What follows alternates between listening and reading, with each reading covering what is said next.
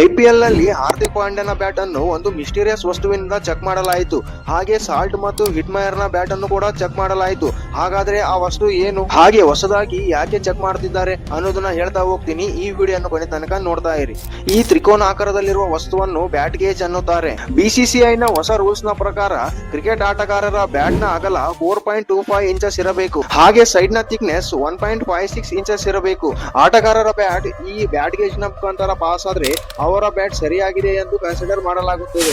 Cricket ನಲ್ಲಿ bat ನ size ಇಷ್ಟೇ ಇರಬೇಕಂತ ಈ ರೂಲ್ಸ್ ಬರಲು ಕಾರಣ ಏನಂದ್ರೆ 1771ರಲ್ಲಿ ಬ್ರಿಟನ್ ನ ಆಟಗಾರರು ಎಷ್ಟು ದೊಡ್ಡ ಬ್ಯಾಟ್ ಅನ್ನು ಯೂಸ್ ಮಾಡಿದರು ಅಂದ್ರೆ ಬ್ಯಾಟ್ಸ್ಮನ್ ನ ಹಿಂದಿರುವ ಸ್ಟೆಮ್ಸ್ ನಷ್ಟು ಅಗಲ ಇತ್ತು.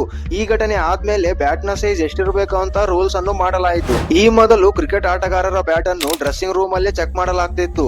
ಆದ್ರೆ ಇವಾಗ ಹೊಸ ರೂಲ್ಸ್ ನ ಪ್ರಕಾರ ಗ್ರೌಂಡ್ ನಲ್ಲಿಯೇ ಚೆಕ್ ಮಾಡಲಾಗುತ್ತದೆ.